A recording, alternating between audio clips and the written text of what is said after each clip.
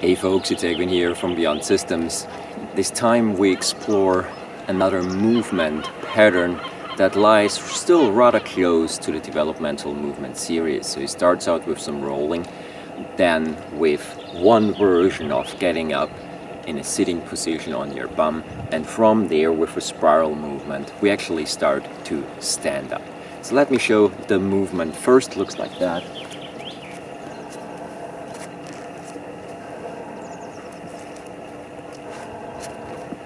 Lie on our backs, we're gonna roll over to the side. This right leg is already angling down. Left leg is stretched out. We had that pattern a similar way already. And we turn so that we get sitting in on both of our sitting bones. From this position, we just simply bring our body up and out in a spiral like so.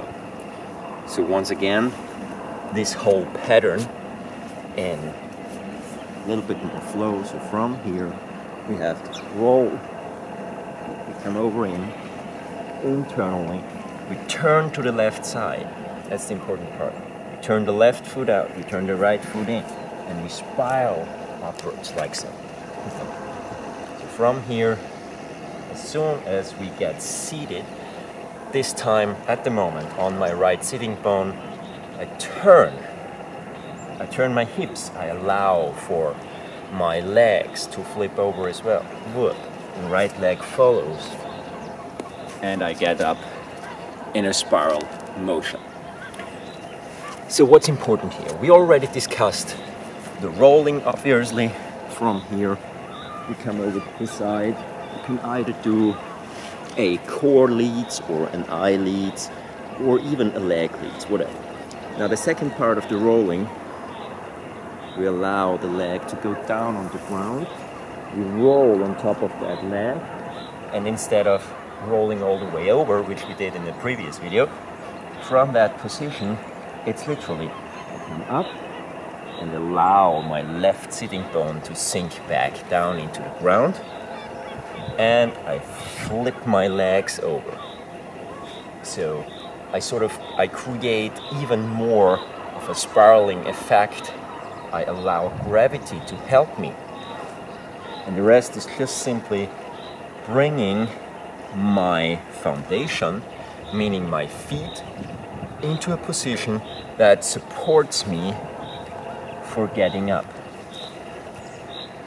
It's a little bit of a difficult one, more difficult than the previous ones, because in this case it's really about finding this balancing aspect on top of the rear leg, but your front leg helps you already.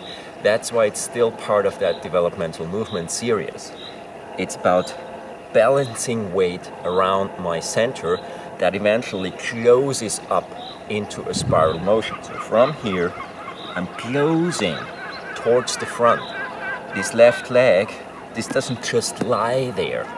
It's almost, I could lift that leg up and help me balance. I don't want to lift it right now because that would put a lot of pressure in the rear leg. So it's still on the ground, but I use it as a lever for the rest of my body to shift the weight on top of the rear leg. And from there, I just keep turning. And eventually come up into all standing posture.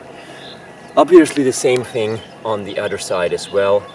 As mentioned over and over again, the developmental movements are some of the most fundamental movements that we learn as human beings.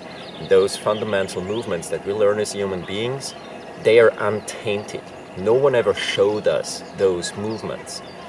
It's literally a type of movement exploration almost that we as adults can do when we focus back on how we developed movement as children, or you can watch children how they do.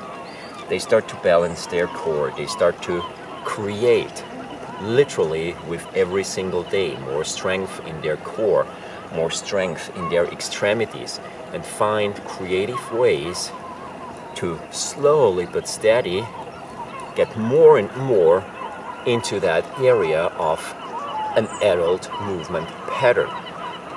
An adult movement pattern doesn't necessarily mean it's the best pattern out there, because it's the progression of the previous ones. Actually, the previous ones, hence the developmental movement series as such an important thing. The previous patterns, they're really important in order to stabilize the body and in order to give the body the mobility and the coordinational functionality and the foundation, literally, to build on that. To build on that in such a way that eventually you're strong enough, you're well coordinated, so that you can do all different kinds of walking, of balancing poses, and so on and so on. So have a wonderful time trying out this movement. I'm gonna show you from a little bit of a different angle once again. So from here we had this rolling pattern. The rear leg already is pulled in. I come up onto that rear leg. I extend my left leg out. That is what shifts my weight onto my right buttocks. Then I keep turning. And just simply by either reaching out here or by allowing my center of gravity to be balanced with the front foot, I come on top of my right foot. And then I get up and out in the spiral. If that's difficult for you due to mobility of the ankle joint in the rear leg, so just this movement here, this coming on top of the right foot movement, if that's difficult in terms of ankle mobility, you can also do that on just a gentle hill with the feet facing downwards and the buttocks and the upper body being higher up on the hill. Just choose one that is, in terms of its angle, in terms of its slope angle, perfect for you at the moment. One more important thing, when you come up here, make sure the right foot is not too far away from the body. When you roll in here, make sure not to place the right foot all the way out in front here. If you do that, if it's very far away from your center, it's literally impossible to shift your weight onto that front foot. You want that front foot to be as close as possible to your pelvis, and from there it's then this spiral motion that takes you upwards and in. Plus, it's always, as mentioned before, this turn in your feet already. So it's literally this angling of the feet. All right, have a wonderful time. See you, and see you around on the YouTube channel, in one of the online programs, in one of the live trainings, coachings, or workshops. If you haven't subscribed to the channel, do so. Click the subscribe button, like and share. It's always welcome. And if you have any questions, leave them in the comment box down below. Have a wonderful time. Thanks for watching. Bye.